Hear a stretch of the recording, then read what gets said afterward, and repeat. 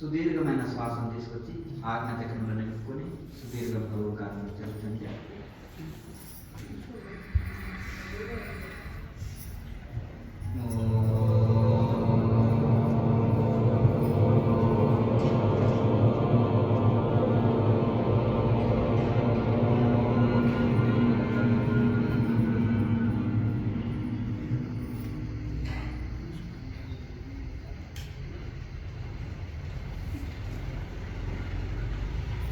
విశ్వవ్యాపకమైన భగవంతుడికి ప్రణమిలుతూ, విశ్వ గురు పరంపరకి మరియు క్రియాయోగ గురు పరంపరకి శాస్త్రాన్ని ప్రణమిలుతూ, మీ అందరి హృదయంలో చైతన్య రూపంలో ఉన్న పరమాత్మకి ప్రణమిలుతూ ఓం. ఇప్పుడు మనము ఈ మానవ జన్మని చరితార్థం చేసుకోవాలన్నా, మనం తరించాలన్నా భగవద్గీతలో కృష్ణ పరమాత్మ ఒకటి చెప్పారు, నశ్రేయో నియమం వినా. నియమం లేనిది శ్రేయస్సు లేదని చెప్తున్నాం. అంటే మనము అందరం చదువుతున్నాం, అందరం వ్యాపారం చేస్తున్నారు, అందరూ ఉద్యోగం కోసం ప్రయత్నం చేస్తున్నారు, అందరూ జపం చేస్తున్నారు, అందరూ పూజ చేస్తున్నారు, అందరూ నోములు వ్రతాలు పూజలు ఏదో స్తోత్రాలు జపం ఆధ్యాత్మికంలో ఏదో కొన్ని సాధనలు కొందరు అన్ని చేస్తున్నారు, కొందరు కొన్ని చేస్తున్నారు. మరి అందరూ ఎందుకు సిద్ధి పొందలేకపోతున్నారు, అంత సక్సెస్ కాలేకపోతున్నారు? ఎందులో లోపం, దేనిలో లోపం అంటే కృష్ణ పరమాత్మ శాస్త్ర ప్రకారము ఏది చేయకపోయినా నష్టం ఏంటిదంటే ఏం చెప్తున్నారంటే, నససిద్ధి నవాప్నోతి నసుఖం నా పరమం గతి అంటున్నాడు. శాస్త్ర ప్రకారం జీవించకపోతే నససిద్ధి అంటే సిద్ధి లేదు, సక్సెస్ లేదు మనం చేసే సాధనలు. తర్వాత నససిద్ధి నవాప్నోతి నసుఖం, సిద్ధి లేనప్పుడు సక్సెస్ లేనప్పుడు సుఖం ఎక్కడిది? దిగులుగా ఉంటాము, దుఃఖంలో ఉంటాము. నా పరాంగతి అంటున్నాడు. ఈ ఆధ్యాత్మిక పరమగతి అనేది, మోక్షం అనేది ఆధ్యాత్మిక సాధనకు సంబంధించింది. అట్టి వారికి పరమగతి కూడా లేదంటున్నారు. అంటే మోక్షం కూడా, ఎన్లైటన్మెంట్ కూడా లేదంటున్నారు. అంటే మనిషికి సాధన చేసినప్పుడు ఏం పని చేసినా సక్సెస్ కావాలి అనే కోరుకుంటాం. నాకు సక్సెస్ వద్దు, నేను ఫెయిల్ కావాలని ఎవరైనా చేస్తారా? నేను ఎగ్జామ్లో ఫెయిల్ కావాలని రాస్తారా ఎవరైనా? అలాగే ఎదురైనా అసిద్ధి కోరుకుంటారు, తర్వాత సుఖాన్ని కోరుకుంటారు, తర్వాత ఆధ్యాత్మిక సాధనలో అయితే మోక్షం కోరుకుంటారు. మరి ఇవి లేవంటున్నారు శాస్త్ర ప్రకారం చేయకపోతే. అందుకనే నశ్రేయో నియమం వినా అన్నారు. నియమం లేకపోతే మనము శ్రేయస్సు లేదు, సక్సెస్ లేదు, ఏది లేదు. సక్సెస్ లేకపోతే ఏది లేదు. సక్సెస్ ఉంటే అన్నీ వస్తాయి, మన దగ్గరికి అన్నీ వస్తాయి. ఇప్పుడు మన ఉండే రంగంలో దేంట్లో సక్సెస్ అయినా మనకు కావాల్సిన అన్నీ వచ్చేస్తాయి. కానీ అందులో సక్సెస్ ఫెయిల్ అయితే ఎవరైనా ఫెయిల్యూర్ అయిన వాళ్ళ ఇబ్బంది ఉంటారో చెప్పండి, వాళ్ళ దగ్గర ఏముండదు. అంతేనే కదా. కనుక అలాంటి వాళ్ళని పేరు చెప్పుకోవాలన్నా మంచి సక్సెస్లో ఉన్న వాళ్ళ పేర్లే చెప్పుకుంటాం, అంతేనా కదా. 100 ఫెయిల్ ఇచ్చిన హీరో పేరు ఎవరైనా చెప్పుకుంటాం, నాకు ఫ్యాన్ అని చెప్పండి.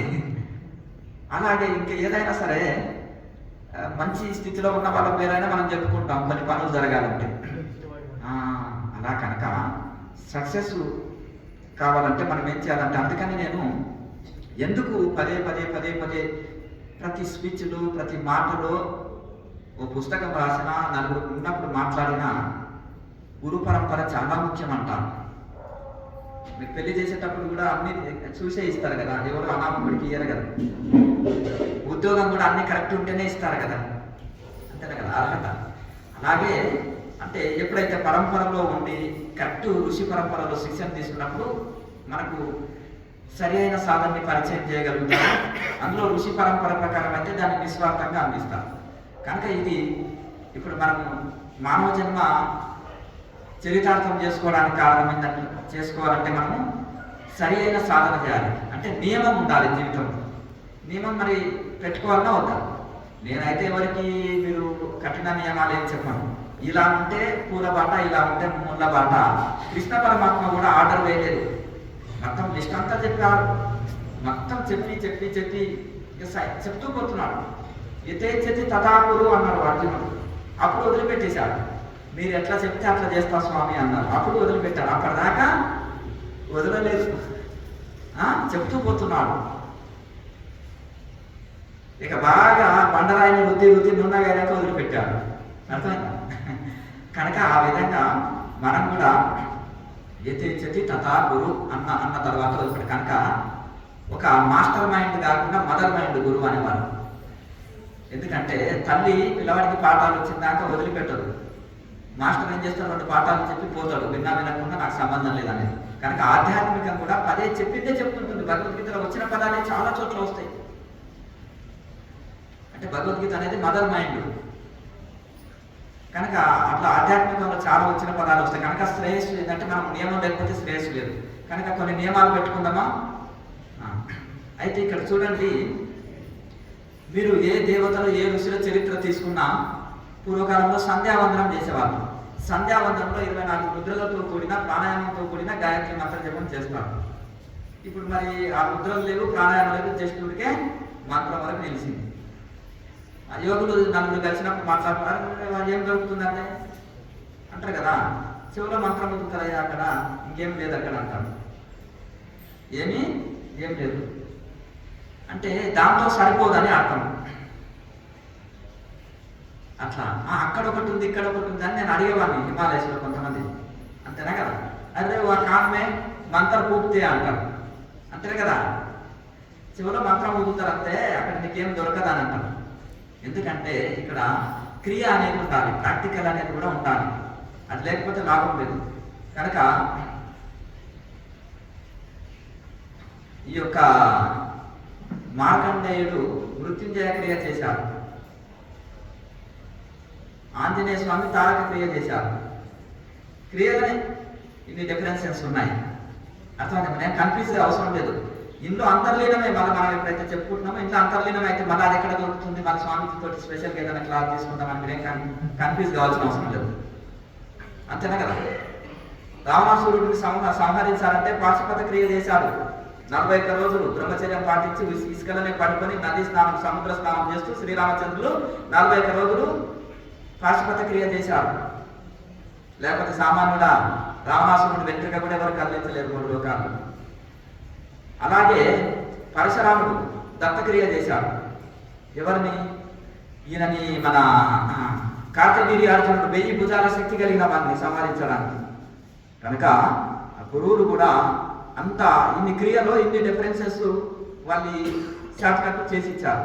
కనుక మీరు ప్రతి ఒక్కరు కూడా ఇలా చెప్తూ పోతుంటే నేను 100 ఋషులని చెప్పగలుగుతాను. అలాగే ఒక చదువురాని రత్నాకరుడు, బంతిపోటు దొంగ, అటువంటిది ఒక వాల్మీకి మహర్షిగా ఎలా మారారు? నారదుల వారి సాంగత్యం వలన. గురువు సాంగత్యంతో గుణం కుదురుతుంది, గురి కుదురుతుంది, గుణం కుదురుతుంది. అట్లా ఈ యొక్క నారద మహర్షి సాంగత్యం వలన అతను ఒక మహర్షిగా మారగలిగారు. అతను కూడా తారక క్రియ చేశారు. ధ్రువుడు 6 సంవత్సరాల బాలుడు 6 నెలల్లో శ్రీమన్నారాయణుని దర్శనం చేసుకున్నాడు. ధ్రువతారాలు ఎదిగారు. సప్తఋషులు కూడా ఆయన చుట్టూ ప్రదక్షిణ చేసే స్థితికి ఎట్లా ఎదిగారు? ఆయన ఏం చేశారు? వాసుదేవ క్రియ చేశారు. ఇవన్నీ శాస్త్ర ప్రమాణాలు, నేను మొత్తం చెప్పేది కాదు. అందుకని గురు పరంపర ఎందుకు ఇది అంటే మనం ఏదో ఒక పుస్తకం చదివాం. ఇప్పుడు యూట్యూబ్ గురువులు ఎక్కువ అయిపోతుంది. మనం అనకూడదు, కానీ ఉన్నది చెప్తే ఉప్పుగా ఉంటుంది అంటారు కొన్ని పల్లెటూళ్ళలో. అంతేనా కదా? నోరు పెరవాగా చేరక అంటే మన పైన దేవుడు తెలుసు, అర్థం కదా? కనుక ఎవరెవరైతే డ్రామా చేసేది అంటే ఇప్పుడు ఒక పరంపర ఉండదు, ఒక ఏది ఉండదు. ఇక చక్కగా వస్తున్నా, వేషం వేసుకుంటున్నా, ఇంట్లో 20 మందిని పోషిస్తుంది. పేరుకు బ్రహ్మచారి పోషించేది 20 మంది కుటుంబం. ఎవరు పని చేయరు, సోమవారం వచ్చి ఖాళీ ఎక్కడ తీర్చుస్తున్నారు కుటుంబాన్ని. ఇంకా భార్య కొట్టినందుకు సాగుతో మారుతున్న సంగతి చెప్పడానికి లేదు. ఎక్కడ చూసినా వాళ్ళ ఆస్తులు లెక్చర్ జీవితం పిల్లలు గడుపుతుంటారు. ఈయన ఈ వేషంతో వ్యాపారం చేస్తుంటారు. అర్థం కదా? జ్ఞానానంద గురించి ఆ సమస్య లేదు. అందుకనే ఏం అవసరం లేదు. మొన్న ఏదో అదే పుట్టపర్తి పక్కన చిన్న విలేజ్ వెళ్ళేది, నాకు స్పందించిన ఆ ఊరు చూడంగానే ఆడ క్లాస్ పెట్టినప్పుడు మీరు రావాలి మా దగ్గరికి కార్యక్రమానికి అన్నారు. రెండోసారి మళ్ళీ అనంతపురంలో క్లాస్ జరిగిన తర్వాత వాళ్ళు కోరడం వలన వెళ్ళిన తర్వాత ఉపదేశాలు చేయడం జరిగింది, మాల దీక్షలు వేయడం జరిగింది. క్లాస్ ఇవ్వడం జరిగింది, అన్ని మంచి చెప్పినాం, ప్రోగ్రామ్స్ అంతా చేయించి వచ్చేటప్పుడు స్టేజ్ మీదకి పిలిచి ఆ బీద పూజారి నడపలేక చాలా ఇబ్బంది పడుతున్నాడు. ఏదో నా చేతిలో ఒక 5,000 రూపాయలతో చేతిలో పెట్టి ధూపదీపానికి ఖర్చు పెట్టుకుని ఆయన అన్నారు. ఇది గొప్ప కాదే. వాళ్ళని చూస్తే నాకు ఇంత పల్లెటూరులో ఉండి కూడా వాళ్ళు ఏదో చేయాలని ఉన్నది కదా, ఎంకరేజ్మెంట్ అంతే తప్ప మనం ఏదో ఇది కాదు. వాళ్ళని ఒక ఉత్సాహపరచడానికి. ఏమో గురువులు అంటే జోరే నింపుకొనికనే వస్తారేమో, లేకపోతే డబ్బులు లేని రారు, స్వాములకు సేవ చేయడం పాపలకు సేవ చేయడం ఒకటే చాలా కష్టమైనా అని అనుకుంటారు. అటువంటిది ఇటువంటి వాళ్ళు కూడా ఉంటారా కొంతమంది అని వాళ్ళు చెవులో చెప్పుకుంటున్నారు ఒకరికొకరు. అది అంటే ఉంటారు కదా రేటు వాళ్ళకి, వీరిని పిలిస్తే ఇంత ఖర్చు అవుతుంది, వారిని పిలిస్తే ఇంత ఖర్చు అవుతుంది, ఇంత ఇట్లా అని ఈ మనీ ఇది లేకపోతే రాదు ఇవన్నీ. అట్లా ఒకటి ఏంటిదంటే ఆధ్యాత్మికం అంటే నెంబర్ 1 వ్యాపారం, పెట్టుబడి లేని వ్యాపారం అయిపోయింది. నీకు రూపాయి ఖర్చు లేదు, గురువుగా మాస్టర్గా అవతారం ఎత్తితే చాలు. కనుక ఒక సేవ జీతం అనే తత్వం లేదు. అందులో రోగంతో ఏంటంటే వాళ్ళకి సరైన గైడెన్స్ ఇవ్వలేకపోతున్నాం. మన దగ్గర ఎందుకు కింద కూర్చొని సాధన చేయగలుగుతున్నారు చెప్పండి? ఎందుకు కూర్చోగలుగుతున్నారు? ఇక్కడ చెప్పేటి ఆహార నియమాలు చెప్పడం వలన, సాధన నియమాలు ఇవన్నీ పద్ధతులు చెప్పడం వలన వాళ్ళు చాలా మంది బెనిఫిట్ పొందుతున్నారు.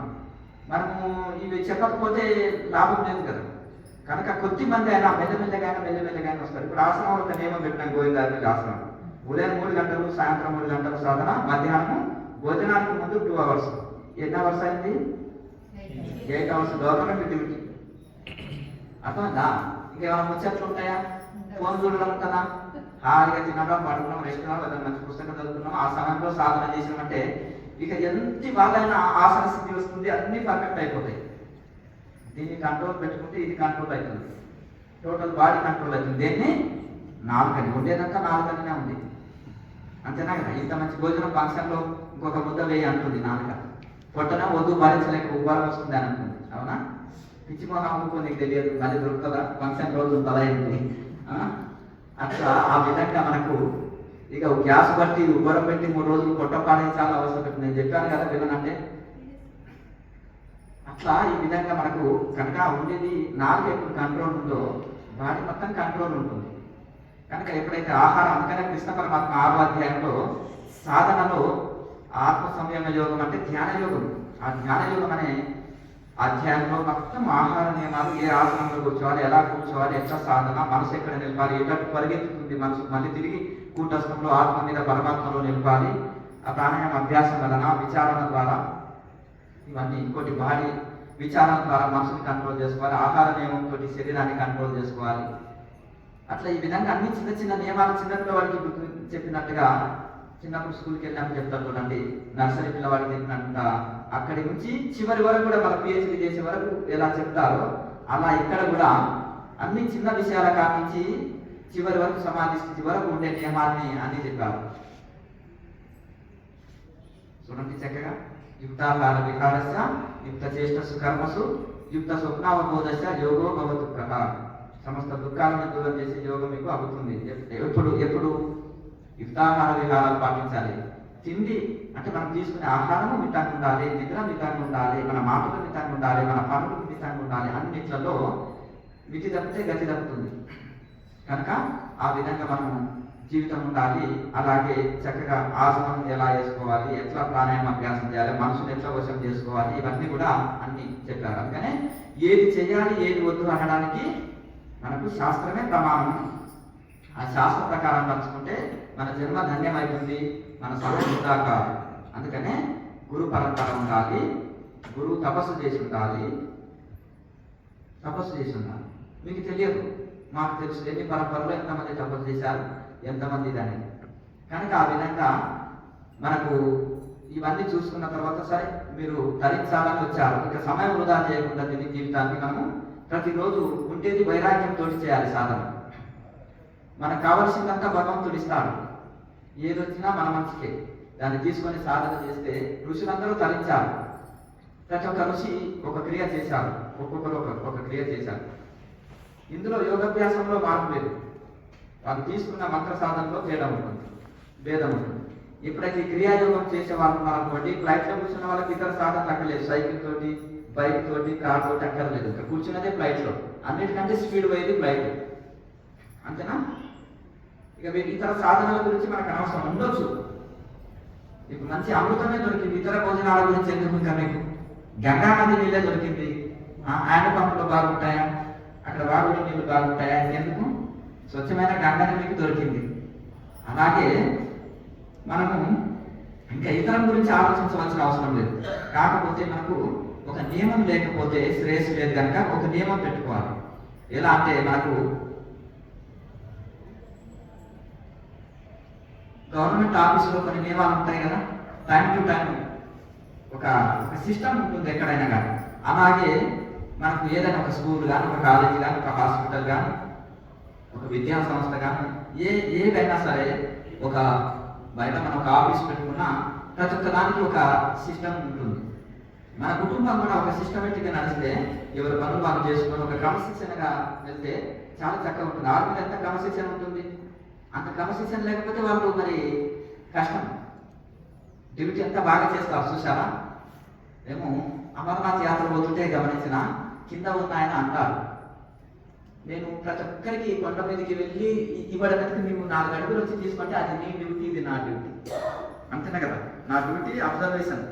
నేను కిందికి వచ్చి తీసుకోనుకో, నీ డ్యూటీ నేను చేసినట్టు అవుతుంది, నా డ్యూటీలో నేను ఫెయిల్ అవుతాను. అంతే కదా? ఇప్పుడు నాకు పైకి ఎక్కాలి, ఆయన క్యారియర్ ఇవ్వాలి, మనం కిందికి దిగాలి, మనం ఇంకొకరికి ఇట్లాగా ఈయన కొంచెము ఆయన అడుగుతున్నాడు కానీ ఆయన వినాడు. కాసేపు లేట్ అయినా సరే తెచ్చి ఇవ్వాలి, ఎందుకంటే నేను కిందికి వచ్చి అపాయం జరగవచ్చు కనుక కాసేపు కూర్చొని రా, ఎందుకంటే ఎవరి డ్యూటీ వాళ్ళు చేయాలి. అయితే ఇక్కడ మనం సాధారణంగా మనం డెవలప్ కావాలంటే ఏం చేయాలంటే ఒక నియమం పెట్టుకోవాలి. పెట్టుకుందామా? ఎవరి కోసం?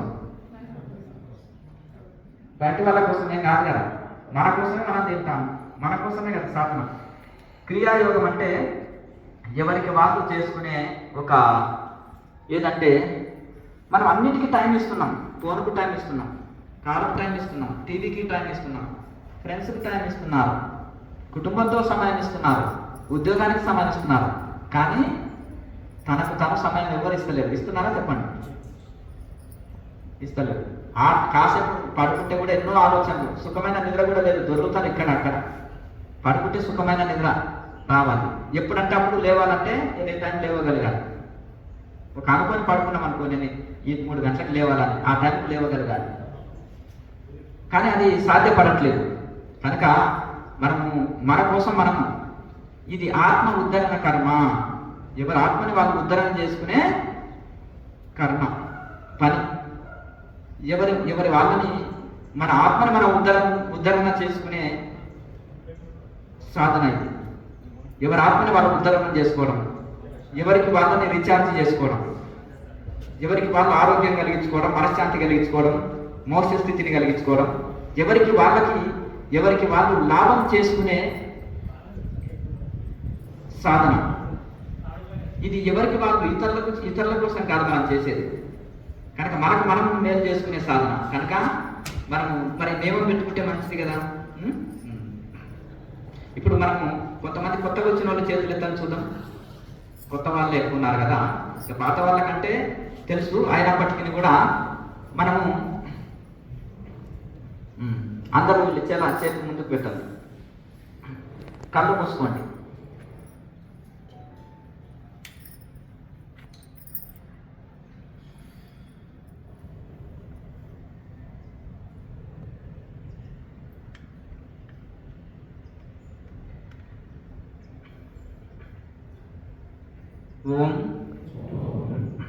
ఓ పరమేశ్వర, ఈ రోజు నుంచి నేను కొత్తగా ఆధ్యాత్మికంలోకి ప్రవేశిస్తున్నాను.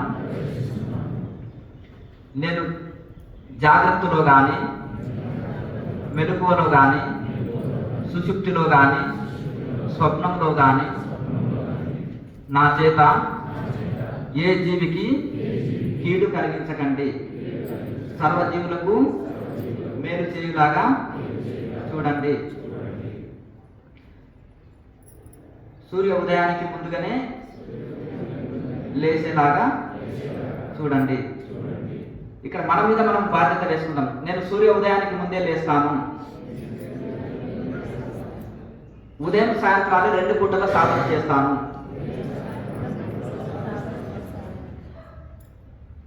నా డ్యూటీని నేను చక్కగా నిర్వహిస్తాను. నా కుటుంబాన్ని బాధ్యతాయుతంగా నిర్వర్తిస్తాను. ఆరోగ్యాన్ని చక్కగా రక్షించుకుంటాను. ఆహార నియమాలు పాటిస్తాను. ఎల్లవేళలా భగవంతుడికి శరణాగతితో ఉంటాను. అహింస పాటిస్తాను.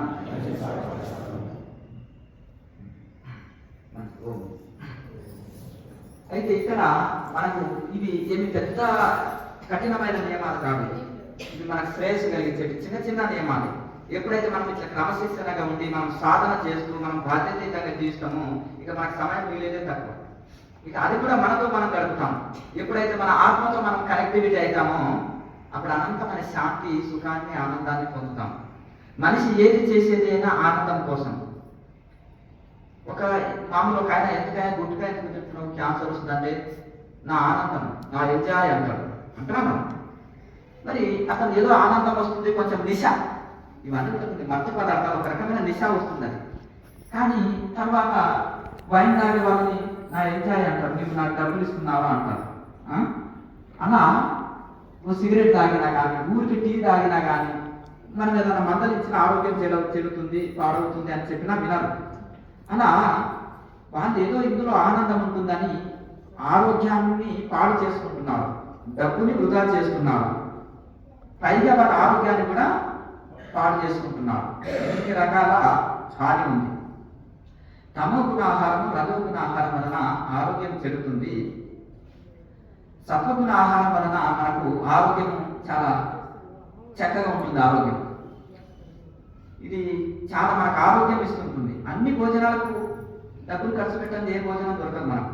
కానీ మనకు తెలివిగా సాత్విక ఆహారం ఎంచుకుంటే మనకు ఆరోగ్యం చక్కగా ఉంటుంది. దీని ఖర్చు కూడా తక్కువే. మధుమాంసాల కంటే చాలా తక్కువ సాత్విక భోజనానికి.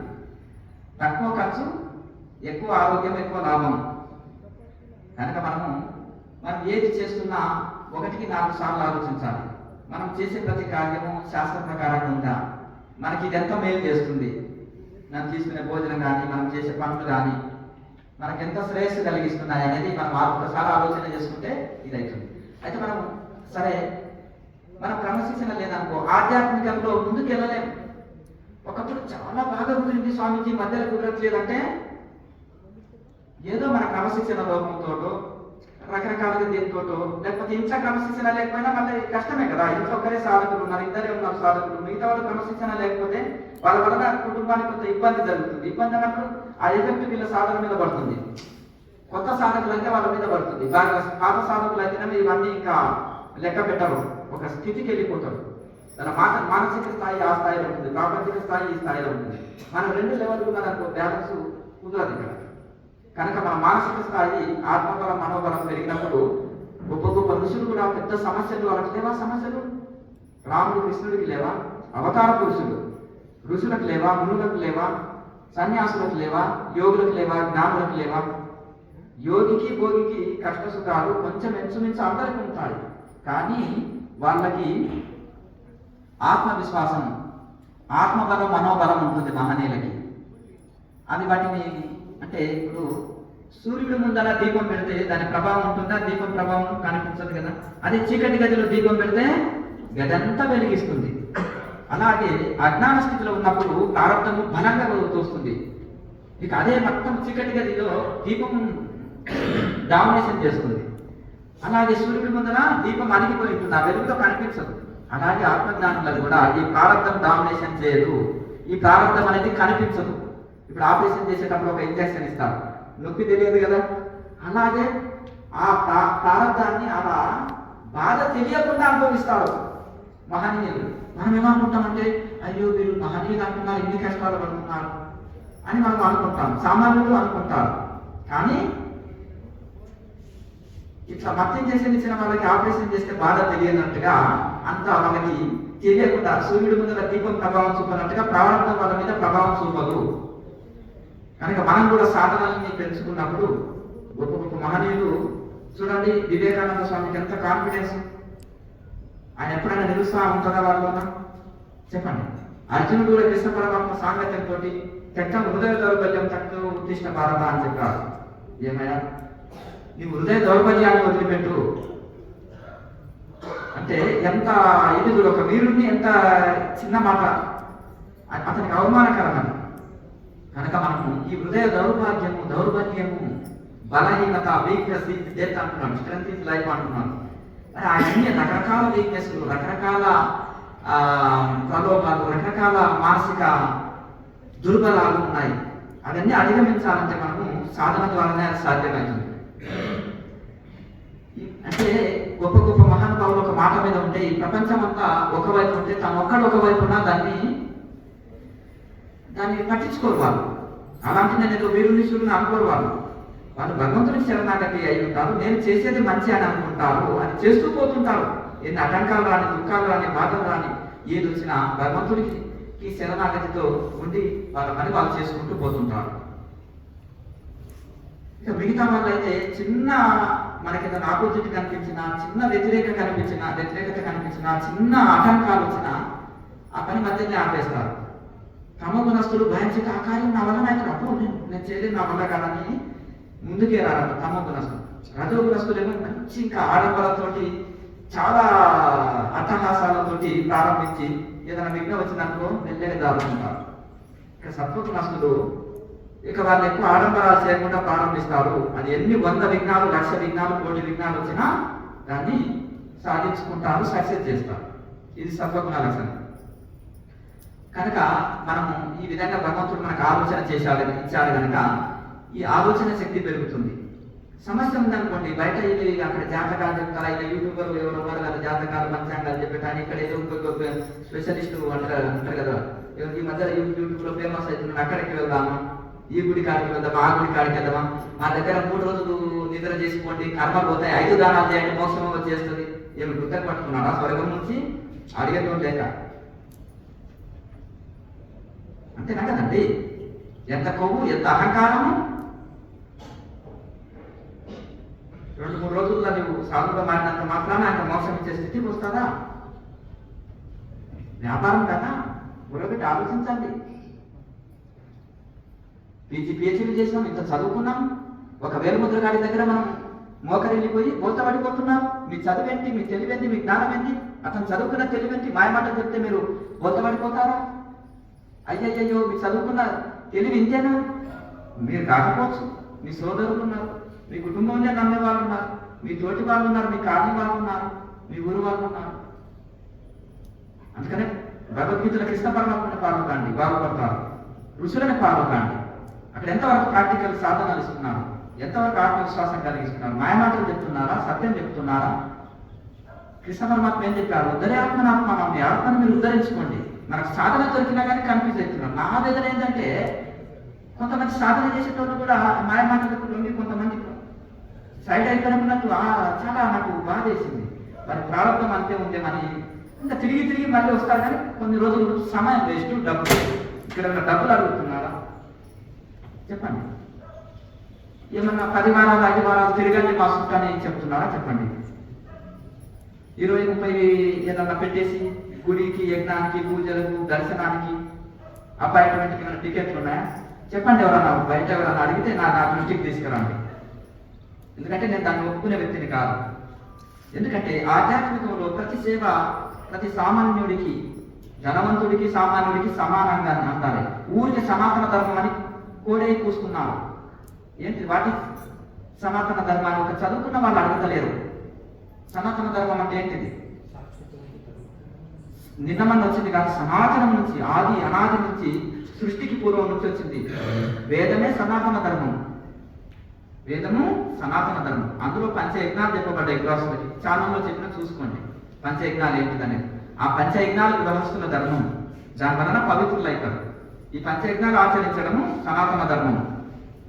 నీ ఆత్మని నీవు ఉద్ధరించుకోవడం సనాతన ధర్మం. సర్వజీవులని సమానంగా చూడడం సనాతన ధర్మం.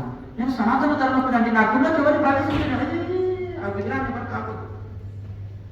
నోరు తెరిస్తే సనాతన ధర్మం. అర్థమైంది కదా? ఒక మనిషి పెట్టుకున్న విగ్రహాన్ని కూడా తాకని దుస్థితి వీళ్ళు సనాతన ధర్మం గురించి మాట్లాడతారు. అర్థం లేదు. మన ఆశ్రమంలో ఆ భేద బుద్ధి ఉందా? ఎవరు స్వయంగా పోయి అభిషేకం పూజలు చేసుకోవచ్చు. ఒక పాత సాధకులకంతా తెలుసు.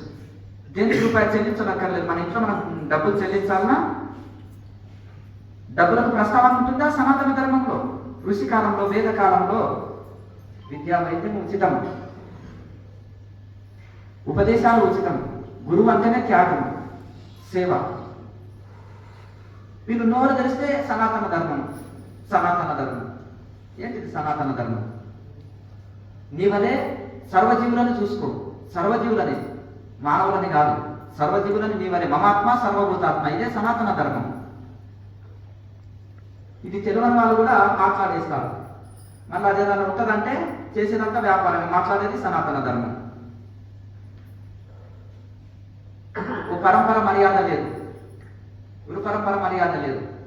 అట్లా ఊరికే వ్యాపారం కోసము వచ్చేస్తారు, ఆధ్యాత్మికం అడ్డు పెట్టుకొని వస్తారు. కనుక ఆ విధంగా మీరు భగవంతుడి తెలివి మేధస్సిచ్చాడు కనుక అందుకని సాధన చేస్తే వివేకం పెరుగుతుంది. కొంతమందికి వైరాగ్యంతో సాధనలకు వస్తారు, కొంతమంది సీరియస్గా సాధన చేస్తుంటే వైరాగ్యం ఆటోమేటిక్ వస్తుంది. ఇదంతా శాశ్వతం, భగవంతుడి శాశ్వతం అనేది దృఢమైతుంది. ఏది వదలక్కర్లేదు, మనం అన్నిట్లలో ఉంది. మన పనులు మనం చేసుకుంటూ కూడా దైవాన్ని పొందవచ్చు. మనకి ఇది ఋషులు ఇచ్చిన మార్గం, భగవద్గీత చెప్పిన మార్గం. భగవద్గీత క్రియాయోగం, క్రియాయోగమే భగవద్గీత. లాయర్ మహాశయ రాసిన క్రియాయోగ భగవద్గీత చదివితే భగవద్గీత గొప్పతనం, క్రియాయోగము భగవద్గీత, భగవద్గీతనే క్రియాయోగం అనేది మీకు తెలుస్తుంది. కనుక ఆ విధంగా మనము, ఎందుకంటే మనం ఋషి పరంపరలో ఉన్నాము, అది మరవద్దు. ఆ ఋషులు చేసిన సాధనని మనం చేసి తరించుదాము. ఇంకా ఇక్కడ ఇట్లా మాయమాటలకు తావు లేదు, మనం సాధన చేసి తరించాలి. కనుక ఇప్పుడు ఉండేదన్న వైరాగ్యంతో సాధన చేస్తుంటే మనకు కల్పవృక్షము, కామధేనువు, చింతామణి అన్నీ ఇస్తుంటుంది మనం ఈ క్రియాయోగం. ఎందుకంటే ఇది మోక్ష సాధన. తపస్సు, స్వాధ్యాయం, ఈశ్వర ప్రధానాన్ని క్రియాయోగ. ఇంత తపస్సు అంటే ధ్యానము, స్వాధ్యాయం అంటే జ్ఞానయోగము, ఆత్మానాత్మ విచారణ. ఈశ్వర ప్రధానం అంటే భగవంతుడికి శరణాగతితో చేయాలి, మనం భగవంతుడికి సమర్పించుకొని చేయాలి. ఈ మూడు కలిపి చేసేదే క్రియాయోగం. ఇందులో మూడు ఉంటున్నాయి. ఇందులో ప్రాణాయామం వస్తుంది, మనం మంత్రజపం చేసుకోవచ్చు, ధ్యానం వస్తుంది, భగవంతుడికి శరణాగతి భక్తి. అలంకారణ కాదు, వేషధారణ కాదు భక్తి అంటే. భగవంతుడికి శరణ్యస్, మామేకం శరణం రజ, భగవంతునికి శరణాగతి అవ్వడం. ఇది మాటలతో సాధ్యమైనది కాదు, హృదయాన్ని అర్పించుకునేది. కనుక ఎప్పుడైతే భగవంతుడికి మనం సమర్పించుకొని ధ్యానం చేసి చూడండి, అప్పుడు మీది రాకెట్ స్పీడ్తో వెళ్తుంది సాధన. మనం దీనికి ఈ చింత ఆ చింత ఊరికే చేస్తాం. ఒక పేపర్ మీద లిస్ట్ ఈరోజు ఏం చేయాలనో రాసుకొని శరణాగతితో భగవంతుడికి మిమ్మల్ని మీరు సమర్పించుకొని ధ్యానం చేయాలి. తర్వాత మనం ఈరోజు చేయవలసిన కర్తవ్యం ఏంటిదో అది చదువుకొని ఇది చేయండి. మంచి ఆలోచనలు వస్తుంటాయి ధ్యానంలో, స్వాంత గీయరాలు. కనుక మనకు కావలసిందంతా మన సాధనే మనకి ఇచ్చేస్తుంది. మన జీవితంలో ఎట్లా డెవలప్ కావాలి, భౌతికంలో ఆధ్యాత్మికంగా ఎట్లా ఎదగాలి, ప్రతి ఆలోచన లోపల నుంచి అంతరంగం నుంచే వస్తుంది. ఋషుల అంతరంగం నుంచి వచ్చినవే శాస్త్రాలు, ఋషుల అంతరంగం నుంచి వచ్చిందే సమస్త శాస్త్రాలు. కనుక ఎవరైతే మనం సాధన చేసినాం అనుకోండి, మనకు కావలసిన మన జీవితాన్ని ఒక గైడెన్స్గా, ఒక దిక్సూచిలాగా, ఒక గూగుల్ మ్యాప్ లాగా మన హృదయమే మనకు ఒక గూగుల్ మ్యాప్ లాగా చూపిస్తుంది మన జీవితాన్ని సరి అయిన మార్గంలో నడిచేటట్టుగా. కనుక మనం ఈ యొక్క, ఎందుకంటే సాధన ఎప్పుడైతే పెంచుకున్నామో మనకు అన్ని సాధనే మనకు సమర్పిస్తుంది. చాలా మంది ఏమనుకుంటారంటే ఇవన్నీ చేయాలన్నా ఊరికి కళ్ళు మూసుకొని ధ్యానం చేద్దా అని అనుకుంటారు. కూరగాయలు కోసి ఊరికే ఒక పాత్రలో పెట్టేసి స్టవ్ మీద పెడితే కూర అవుతుందా? అమ్మగారులకు తెలుసు ఆ కూర అంటే ఎంత భయం చేసినా మళ్ళీ పిల్లలు హోటల్లో పోయి తింటారు, ఆన్లైన్లో ఆర్డర్ పెడతారు అని వాళ్ళ భయం. అంతేనా కదా? ఎందుకంటే ఎన్నో సామాగ్రి అవసరం కూర అంటే. అలాగే ఇక్కడ కూడా ఊరికి కళ్ళు మూసుకుంటే ఏమొస్తుంది? నిద్ర వస్తుంది, నాడుగులు శుద్ధి లేవు, కాళ్ళ నొప్పి వస్తుంది. అంతేనా? కనుక ఒక శాస్త్రీయంగా ఉంటుంది. ఇప్పుడు పాలను తీసుకొచ్చి అక్కడ పెడితే పెరుగు అయ్యి వెన్న వస్తుందా? ప్రాసెస్ ఉంటుంది కదండి. పాలకి వెన్న తీయాలంటే, నెయ్యి తీయాలంటే. అలాగే తరవ పుట్టు. ఇప్పుడు 2 కర్రలు, అరటి కర్రలు రాస్తే అగ్ని పుడుతుంది, పెరుగు చిలిపితే వెన్న వస్తుంది. తనువుని తలిస్తే ఆత్మతత్వం వెలికి వస్తుంది. తర్వాత పుట్టు తనువున అలలందు అగ్ని పుడుతుంది. తర్వాత పుట్టు గది నివృతము పెరుగు చిలిపితే వెన్న వస్తుంది. తర్వాత పుట్టు తనువున తత్వము, ఈ తనువులో శరీరంలోనే తత్వం అంటే పరమాత్మ అని అనుభూతి పొందుతాము. ఇక్కడ సాధనతోటి మనం తలస్తే, సాధన ద్వారా మనము ఈ క్రియ ద్వారా చక్కగా సాధన చేసినప్పుడు ఈ తనువులోనే తత్వం ఉంటుంది, పరమాత్మ తత్వం అనుభూతి చేసుకుంటాము. కనుక ఆ విధంగా మనం సాధనతోటి మనకు అన్ని ఇదవుతుంది. సాధన లేకుంటే ఈ ప్రపంచంలో ఎవరు మనకి ఏది కలిగించలేరు, ఎవరు ఏది లేదు. గురువు అనేవాడు గూగుల్ మ్యాప్ అని చెప్తుంటాను. ఇప్పుడు మార్గం చూపేవాడు, నడిచేవాళ్ళు ఎవరు? సాధకులే కదా. నేను మీకు అందరికి మోసం ఇస్తా అంటే అది మోసమే, అర్థమైంది. కాకపోతే గురువు అనేవాళ్ళు ఆధ్యాత్మికంలో కొంత హెల్ప్ చేయగలుగుతారు, షార్ట్ కట్ మార్గాలు చూపెట్టగలుగుతారు, డౌట్లు క్లియర్ చేయగలుగుతారు, సందేహాలు తొలగించగలుగుతారు, నిర్భయత్వం కలిగించగలుగుతారు, మనోధైర్యం కలిగించగలుగుతారు, ధైర్యం కలిగించగలుగుతారు. అంటే ఆయన సంకల్పిస్తే అప్పటికప్పుడు శిష్యుడికి వచ్చిన అనుభవం కలిగించగలుగుతారు, అర్థమైంది కదా. కానీ మోక్షం ఎవరికి కలిగించలేరు, అంతేనా? కనుక అట్లా ఆ విధంగా మనము ఎవరిని వాళ్ళు నమ్ముకొని ఎవరికి వాళ్ళు సాధన చేసుకొని తరించాలి. తనను నమ్మిన వాడు ఎన్నడూ చెడ్డలు గుర్తుపెట్టుకోండి. మనసులో నమ్మి మోసపోయిన అన్నట్టు లక్షల మంది ఉన్నారు, కానీ తనను నమ్ముకున్నోడు, కష్టాన్ని నమ్ముకున్న వాళ్ళు, అర్థమైంది, పరిశ్రమను నమ్ముకున్న వాళ్ళు ఎన్నడూ చెడలేదు, అవునా కదా. ఎవరు నమ్మినా నాకు దెబ్బ కొట్టారు, మోసం చేశారు అన్నట్టు కోపంలో నోరెదిస్తే నువ్వు ఒక్కరితోటి మోసపోయినా నాకు 10 మంది ఫ్రెండ్స్ మోసం చేశారని చెప్పేటోళ్ళు ఉంటారు. 100 మంది నాకు చేశారు, నా జీవితమే మొత్తం మోసాలతో గడిచింది అంటారు. కానీ నువ్వు నమ్ముకుంటే ఎటువంటి మోసం లేదు. లోపల భగవంతుడు ఉన్నాడు, ఆయన నమ్ముకోండి. ఈ సాధన తెలుసుకున్నాను, దీన్ని సాధన చేసుకోండి, భగవంతుడికి కనెక్ట్ అవ్వండి, సాధన చేయండి, తరించండి. ఇక్కడ మనము తాళన క్రియ 4 ఎక్సర్సైజ్ చేసి మనం కేచరిని సిద్ధింపజేసుకుంటే ఆకలి దప్పులు కంట్రోల్ వస్తాయి. మనకు చక్కగా సాధన, మనకు చక్కగా సుష్మ నాడి నడుస్తుంది, మనకు మనోలయం తొందరగా జరుగుతుంది. తర్వాత మనకు మహాముద్ర ఏదైతే వేస్తే కాళ్ళ నొప్పులు, కీళ్ళ నొప్పులు ఇవన్నీ మనకు అన్ని పోతాయి. తర్వాత నాడి మండల శుద్ధి జరుగుతుంది, కుండలిని యాక్టివేట్ అవుతుంది, సుష్మ నాడి నడుస్తుంది. చాలా మంది అనుకుంటారు కుండలిని అని, కుండలిని యోగం అని పెట్టుకుంటే కుండలిని యోగం కాదు, అంతేనా కదా. అమృతాహారం అని ఒక ఆయన బోర్డు రాసుకున్నాడు, అందులో అమృతం దొరుకుతుంది అని అంటే ఉండమని చెప్పండి. ఆ పేరు వాడుకుంటే అది శ్రీరామచంద్రుడు అని పెట్టుకున్న ఆయన శ్రీరామచంద్రుడు అయితేనే చెప్పండి. ఊరికే పేరు పెట్టుకున్నాడు, కాకపోతే అయ్యా రాముడు పేరు పెట్టుకున్నాడు, పేరు కూడా పేరుకు తగినట్టే ఈ వ్యక్తి కూడా మంచి ఉత్తముడయా అంటారు, అన్నా కదా. రాముడు మంచి బాలుడు అన్నట్టు అట్లా దానికి చరిత్ర. అలాగే మనం కూడా ఇక్కడ ఒకటి ఏంటిదంటే, ఇక్కడ కుండలిని యోగం అని పెట్టుకున్నంత మాత్రాన దానికి ఒక ఆయన అంటున్నాడు, నేను అక్కడ ఒక దగ్గరికి వెళ్ళాను స్వామిజీ, కుండలిని యోగం అన్నారు, చివరిలో మంత్రం చెప్పారు. అంటే మంత్రానికి కుండలిని యోగానికి ఇదేంటిది సంబంధం లేదు నాయన, క్రియ ఇవ్వాలి, క్రియ ద్వారానే కుండలిని యాక్టివేట్ అవుతుంది. తాళగింజ మొలుస్తుందా? మొలవదు. బీజం ఉన్న ధాన్యమే మొలుస్తుంది.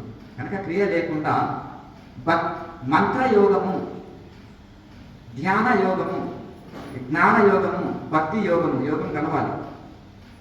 యోగం లేకపోతే నా జీవితంలో యోగం లేదంటే అంటారు, అంతేనా కదా. ఎత్ర యోగేశ్వర కృష్ణ ఉంది కదా. కనుక అట్లా యోగేశ్వరుడు అయిన కృష్ణుడు ఎక్కడ ఉన్నాడో, ధనుర్ధరుడు అయిన అర్జునుడు ఎక్కడ ఉన్నాడో అక్కడ విజయము, ఎక్కడ యోగం ఉంటుందో అక్కడ విజయం, సక్సెస్. కనుక యోగం అంటేనే సక్సెస్, విజయం. కానీ యోగం లేకుండా సక్సెస్ అనేది ఉండదు సాధనలో, ఆధ్యాత్మిక సాధనలో.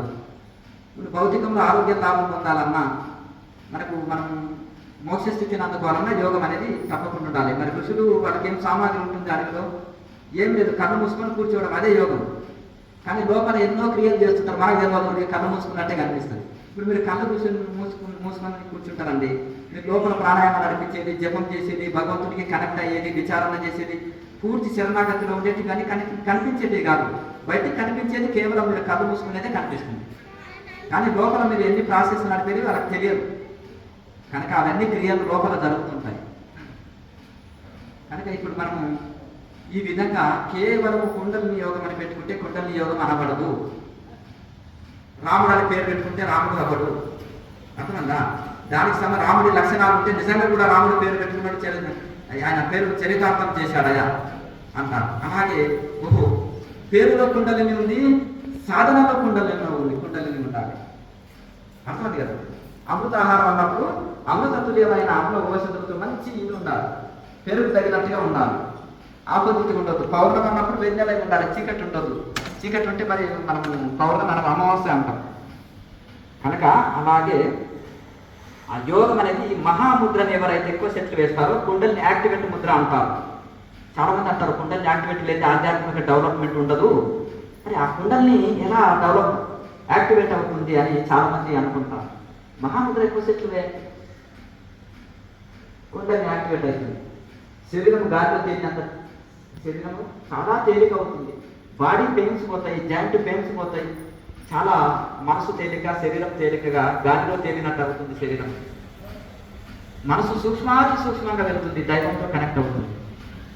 కొంతమందికి జ్యోతిముద్ర ఫలితం కూడా వస్తుంది. ఎందులోనే కరెక్ట్గా మనం ఎక్కువ మహాముద్రలో కుంభకం చేస్తే నాభిలో 72,000 నాడుల కనెక్షన్లు ఉంటాయి. దాంతో చక్కటి ఆరోగ్యం సాధన కావాల్సిన శరీరం ఏర్పడుతుంది ఈ యొక్క నాభి క్రియ ద్వారా. తర్వాత మనం ప్రాణాయామం ద్వారా ఎప్పుడైతే మనం క్రియ అంటే శ్వాసక్రియ, నిష్క్రియ అంటే శ్వాస లేని స్థితి. నిష్కామ కర్మ చేస్తే నైష్కర్మ స్థితి లభిస్తుంది, క్రియ చేస్తే నిష్క్రియ స్థితి లభిస్తుంది.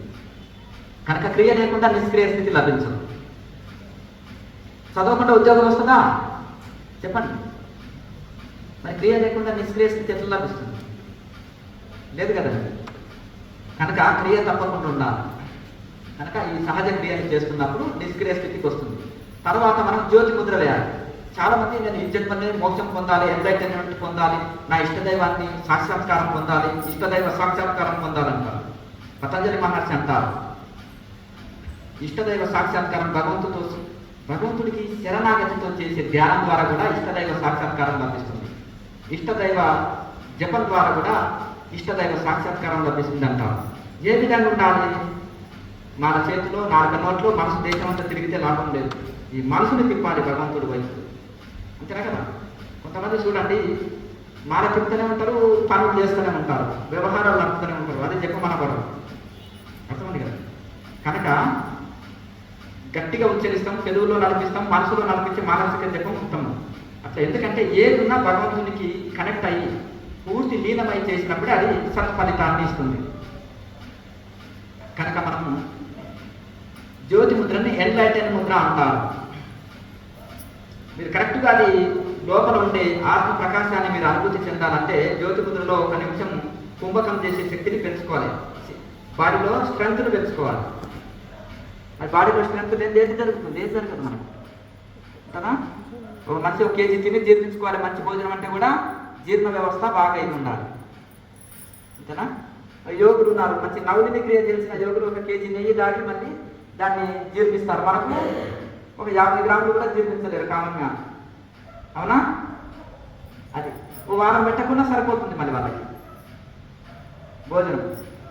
అంటే మిగతా వాళ్ళకి ఉప్పు ఎక్కువ తింటే బీపీ, ఉప్పు కారాలు ఎక్కువ తింటే బీపీ, తీపి తింటే షుగరు, పులుపు తింటే అల్సరు, సమయానికి తినకపోతే అల్సరు. అంతే కదా. ఎక్కువ తింటే ఆయాసం, తక్కువ తింటే నడవలేము. ఇన్ని పరిస్థితులు వస్తున్నాయి. అంటే యోగం అనేది అడ్జస్టింగ్ చేసుకుంటుంది మన శరీరాన్ని. అన్నిటిని ఎండ, వాన, చలి, ఆకలి, దప్పి, అలసట, శ్రమ, దుఃఖము, సుఖము, లాభము, నష్టం అన్నిటిని బ్యాలెన్స్ చేసుకుంటుంది మన మనసు, మన శరీరం. అన్నిటినీ కంట్రోల్ చేసుకుంటుంది, బ్యాలెన్స్ చేసుకుంటుంది. ఇప్పుడు మీరు ఉన్నారనుకోండి, హిమాలయస్ మీరు ఒక్కరే వెళ్తారంట స్వామీజీ, ఎవరు రారంట. ఎట్లా అంటే ఇప్పుడు నాకు చిన్న జోలి ఉందనుకో, భుజానికి వేసుకొని ఇట్లే వెళ్తాను. మీకు ఒక షూ కావాలి, ఒక గ్లౌజులు కావాలి, వేడి నీటి కావాలి, వాటర్ కావాలి, ఇక్కడ ఒక రూమ్ తీసుకుంటే అట్లా హీటర్ కావాలి, 1 మీటర్ కావాలి, అన్నీ కావాలి. మన నాకు దగ్గు వచ్చే, సర్ది వచ్చే, ఇక్కడ వచ్చే, అక్కడ వచ్చే, ఇక్కడ వచ్చే అంటే అందుకని పట్టుకొని చూడండి. కెమెరా కూడా ఇట్లా ఫిట్ చేసుకొని నడుచుకుంటే ఎలాగనే ఉంటుంది. ఇక నాకు కాలు వచ్చే, నాకు నొప్పి వచ్చే, ఇక్కడ కూర్చుంటాను, అక్కడ కూర్చుంటాను. మళ్ళీ ఇంకా నేను మళ్ళీ అంటారు కదా, మీకు తల కింద దిండు అభ్యాసం ఉందనుకోండి, రాత్రి అంతా మిమ్మల్ని మోస్తుంది. ఇక పగలంతా మీకు దాన్ని ఎత్తున పెట్టుకొని యాత్ర చేశారనుకో, హిమాలయస్ ట్రెక్కింగ్ చేస్తున్నారు, మీకు తలగడ అభ్యాసం ఉంది. ఇప్పుడంటే లాడ్జీలు ఉన్నాయి కానీ అప్పుడు లేవు కదా. అప్పుడు ఏం చేయాలంటే పగలంతా హాయిగా సుఖంగా నిద్ర వస్తుంది వీళ్ళకి, రాత్రి పూట దిండు పెట్టుకుంటే కొంతమందికి. ఇక అదేం చేయాలంటే మళ్ళీ యాత్ర ఎత్తున్నారు హిమాలయ పర్వతాలు, ఇక దాన్ని ఎత్తున పెట్టుకొని మీరు రాత్రి అంతా మిమ్మల్ని మోసింది కాబట్టి పగలంతా మీరు మోయాలి ఆ దిండుని, అంతే కదా. ఇప్పుడు ఏ అలవాటు లేకపోతే సుఖం, ఒక టీ అనుకోండి, సమయానికి దొరకకపోతే ఎంత అవస్థ. అడుగులో వెళ్ళినాం, నాకు తలకాయ తిరుగుతుంది, నాకు చక్కెర వస్తుంది, నాకు ఇది పనిచేస్తుంది, ఒక టీ తాగితే మైండ్ ఫ్రెష్ అయిపోతుంది, రకరకాల చూస్తుంటాం, అంతేనా. మరి ఎక్కడ దొరకాలి, ఎవరు ఇవ్వాలి ఆ టీ చెప్పండి. చిన్నదే ఎంత పెద్ద బాధ ఇస్తుంది, ఆ చిన్న టీ అనేది మీకు పెద్దగా బాధ పెడుతుంది, కానీ అది అభ్యాసం లేకపోతే గొడవనే లేదు కదా. అందుకనే ఇక మనము అలా వెళ్ళినప్పుడు ఏమి చక్కగా శ్రీశైలం అడవిలో నేను ఉన్నప్పుడు పాలధార పంచదారలో శంకరాచార్య గుహలో అక్కడ ఉన్నప్పుడు 25 సంవత్సరాల కింద ఇంత వసతులు లేవు లేనారు. బ్రహ్మమేడి పళ్ళు తినేవాడిని, ఎక్కువ తింటే జీర్ణంగా వేదులు వస్తాయి. మేడి పండు కంటే సైజు పెద్దగా ఉంటుంది బ్రహ్మమేడి పండు. అట్లా భూచక్రం గడ్డలు దొరుకుతాయి అక్కడ, ఇంకా కొన్ని దుంపలు దొరుకుతాయి అక్కడ, రకరకాల దుంపలు దొరుకుతాయి, రకరకాల వెలక పళ్ళు దొరుకుతాయి, రకరకాల కొన్ని అడవిలో మనం మీకు పేరు తెలియని, మీకు తెలియవు చాలా పేర్లు. పల్లెటూరు వాళ్ళకి కొన్ని తెలుసు, అడవిలో వాళ్ళకి అన్ని తెలుసు. అట్లా ఉపాయం లేని ఉపవాసం ఉంటాం, అడవిలో ఉపాయం లేకపోతే ఉపవాసం ఉంటాం, ఐడియా లేకపోతే అడవిలో కూడా బతకలేము. ఆ ఐడియాలజీ మనకు అడవులు నేర్పుతాయి, ప్రకృతి మనకు నేర్పుతాయి. ఎంత అద్భుతంగా ఉంటుంది అప్పుడు ఆకలి వేస్తే, అంతేనే కదా. బాగా ఆకలి అయినప్పుడు ఒరిగడ్డ కూడా తింటుంది గుర్రం, అవునా కదా. లేకపోతే తినదు గుర్రం, పచ్చిగడ్డ అయితేనే తింటుంది, అవునా. మంచి ఆకలి మంటలు ప్రతి ఒక్కటి అమృతం లాగా ఉంటుంది. కనుక నేను ఎందుకు ఈ డైట్ గురించి మీకు ఎందుకు ఇట్లా చెప్తానంటే, ఇంత మన సాధకులు ఎందుకు సాధనలో ముందుకు వెళ్తున్నారంటే, నేను పదే ఆహారంలో కానీ ఆసనం వేసుకొని కూర్చోడం వల్ల ప్రతి చిన్న పాయింట్ని టచ్ చేసి బాగా చెప్తుంటాను. ఎందుకంటే భగవద్గీతలు కూడా కృష్ణ పరమాత్మ చెప్పిందే 10 సార్లు చెప్తారు. మదర్ మైండ్, మాస్టర్ మైండ్ కాదు. అది ఆచరించిన దాకా వదిలిపెట్టమన్నమాట, అట్లా అంతేనే కదా. దీన్ని పాలు అయితే అన్నప్పుడు వదిలిపెడతారు. కనుక ఆ విధంగా మనం సాధన చేస్తే ఎవరికి బెనిఫిట్ చెప్పండి. మహాముద్ర బాగా వేశారు, కుండలు యాక్టివేట్ అయింది, గురువు గారికి లాభమో మీకు లాభం చెప్పండి, మీకే కదా. సరే, మంచి అనుభవాలు వచ్చినాయి, ఎవరికి లాభం? సాధన చేసిన వాళ్ళకి కదా లాభం. రోగాలన్నీ పాయే, ఆరోగ్యం వచ్చే, మంచి అనుభవాలు వచ్చాయి, మంచి అనుభూతులు వచ్చాయి. ఇంకేం కావాలి? రూపాయి ఖర్చు లేదు, ఇటాన్ని తిరగవలసిన అవసరం లేదు. హిమాలయం నుంచి విద్య ఇంటి ముందుకు వచ్చింది, మన ఇంటి ముందుకే వచ్చింది. అప్పుడు ఉపదేశం తీసుకోవాలంటే ఇక అన్ని ఏదో సామాను పట్టుకొని వెళ్ళి ఇంకా వెతికి అక్కడ నెలలు సంవత్సరాలు ఉండి సేవ చేసి కన్నా కష్టాలు పడితే అర్థమైంది కదా. గురువు ఆశ్రమాల్లో గోవులు కాసినాం, అర్థమైంది కదా. అన్ని బట్టలు ఉతికినాం, రంగులు వేసినాం, ఊడ్చినాం, కడిగినాం, గురువుల పాదాలు వచ్చినాం, కన్నా కష్టాలు పడ్డాం, అర్థమైంది కదా. మామూలుగా నాగసాధులు ఊరికి రమ్మని పిలిచేటోళ్ళు కాదు, అర్థమైంది కదా. ఒక్కొక్క గురువు దత్తాత్రేయ స్వరూపం లాగా, అర్థమైంది కదా. ఇక మనమ్మ నాన్న లేవురా స్కూల్ టైం అయింది అని తల్లి చాలా బుజ్జగించి లేపుతుంది. ఇప్పటి కాలం తల్లి, అప్పటి కాలం తల్లి వేరే లేదు, అంతేనా కదా. లేవకపోతే అట్లా ఉంటాయి. ఇప్పుడు టీచర్స్ కూడా మారిపోయారు, friendly teachers, friendly police, friendly mummy, అంతే కదా. మారిపోయింది. అప్పటి పరిస్థితులు వేరే. స్కూళ్ళలో, గవర్నమెంట్ స్కూళ్ళలో చాలా కఠినమైన భయభక్తి లేదంట చూడు. పాతకాలం వద్దు చెప్తారు, ఇప్పటి వాళ్ళకి భయభక్తి లేదు పిల్లలకి, అప్పటి వాళ్ళకి వేరు. ఎక్కువ మందిని కనేవాళ్ళు, ప్రేమలు చూపపోయేది. ఎక్కువ మంది ఇంట్లో 10 మంది సంతానం ఉండేది, ఎక్కడ ప్రేమకు, అంతేనా కదా. కఠోరంగా శిక్షణ ఇచ్చి వాళ్ళని మంచిగా తయారు చేసేది, కష్టం సుఖం నేర్పేవాళ్ళు, హార్డ్ వర్క్ చేయించేవాళ్ళు వాళ్ళ చేత. ఇప్పుడు గైడ్ చూసి నింపడం కాదు, ఒక లెక్క ఇచ్చి 20 చేసుకొని రాండి అని చెప్తుండ్రు. ఇప్పుడు గైడ్ చూసి నింపేస్తారు. మైండ్కి ఇంకా ఏమి ఇది లేదు ఇప్పుడు, అంతేనా కదా. గుణితాలు కూడా మర్చిపోయారు క్యాలిక్యులేటర్ వచ్చిన తర్వాత. అది లేని నోటి లెక్క, పల్లెటూరు చదువు రాములు నోటి లెక్క చెప్తారు ఇప్పుడు కూడా కొంతమంది. కనుక అట్లా ఆ విధంగా మనం ఎట్లా అభ్యాసం చేసుకుంటే అట్లా. కనుక అక్కడ కూడా మీరు చెప్పుకోలేము, కానీ చాలా ఒక 30 years కింద చాలా ఒక దగ్గర గురువు దగ్గరికి వెళ్ళి ఉపదేశం తీసుకోవాలన్నా, అక్కడ గురువు ఆశ్రమంలో ఉండాలన్నా హిమాలయాల్లో చాలా కఠిన పద్ధతులు ఉంటాయి. అసలు అంతెందుకు మనం ఇక్కడి నుంచి సడన్గా వెళ్ళినప్పుడు కప్పుకోవడానికి ఉండాలి, వేడి నీళ్ళు కావాలి, కనీసం ఇంత ఒక పూట అయినా భోజనం ఉండాలి కదా. మరి అది దొరికినప్పుడు ఎట్లా ఉంటాం? చెప్పండి. అంత కష్టపడనక్కర్లేదు, మన ఇంటి ముందుకే వచ్చింది, దీన్ని సాధన చేసుకొని తరించాలని చెప్పడం అంతే. దీంట్లో ఉద్దేశం ఇంకా వేరేం లేదు. మీరు అంత కష్టపడాలి అని కాదు, మీకు ఇది దొరికింది కనుక మీరు ఇది సాధన చేసుకొని తరించండి. మేము ఇంత కష్టపడ్డామని చెప్తున్నాం. మీరు ఇంత కష్టపడండి అని చెప్పరు. మా తల్లిదండ్రులు కూడా ఏం చేస్తారు, మా పిల్లలు కష్టపడొద్దండి అంటారు. అవునా? మేము కష్టపడ్డాం, మా పిల్లలు హాయిగా ఉండాలి, అందుకని ఓల్డేజ్ హోమ్లో మీరు సుఖంగా ఉండండి, అంతేనా కదా. ఇక్కడ ఇంట్లో ఉంటే పనులు చేయవలసి వస్తుంది, మన వాళ్ళని ఎత్తుకోవాలి అంటే అది కూడా వాళ్ళు తెలివైన వాళ్ళు. మన వాళ్ళు మనవరాళ్ళు పెద్దగా అయినాకనే పంపిస్తారు అన్ని పనులు అయిపోయినాక, అంతేనా కదా. కనుక ఆ విధంగా ఇది కాకుండా సాధన చేయండి, తరించండి. ఈ జ్యోతి ముద్రను ఎన్లైటెన్ ముద్ర అంటారు. ఇది చక్కగా ఎవరైతే చేస్తారో, 1 నిమిషము జ్యోతి ముద్రలో కుంభకం చేస్తారో వాళ్ళకి జ్యోతి దర్శనం జరుగుతుంది. అదే ఆత్మజ్యోతి, అదే పరమాత్మ జ్యోతి. ఇక తర్వాత మనము ధ్యానం చేసి, ఎప్పుడైతే ధ్యానం చేస్తామో, ఇప్పటిదాకా క్రియ చేసినాం కదా, అప్పుడు నిష్క్రియ స్థితిలో ఉంటాం. అప్పుడే రాదు నిష్క్రియ స్థితి, కొంచెం టైం పడుతుంది. అప్పుడు ఒక పీస్ఫుల్, ఒక పీస్నెస్, ఒక మంచి ప్రశాంతమైన స్థితి, పారవశ్య స్థితి, ఆనంద స్థితిని మనం అందుకుంటాం. మనం సాధారణంగా ఇలా కూర్చుంటే మనకు ఇలా వంగిపోయి వాడిపోయి లేదా మనకు నడుము నొప్పి, మెడ నొప్పి వచ్చేసి నిద్రలో జారుకుంటాం. ఎందుకు క్రియాయోగమే శాస్త్రీయమైంది అంటే ఇవన్నీ నేను బెనిఫిట్స్ ఏవైతే చెప్పినా ఇన్ని బెనిఫిట్స్ ఉన్నాయి. ఒక కొత్తగా మోటార్ బైక్ వచ్చింది, యువకులని ఆకర్షితమైన మాటలు చెప్తున్నారు. ఇది ఎందుకు కొనాలి, ఆల్రెడీ చాలా బ్రాండెడ్ ఉన్నాయి కదా, అంతేనా కదా.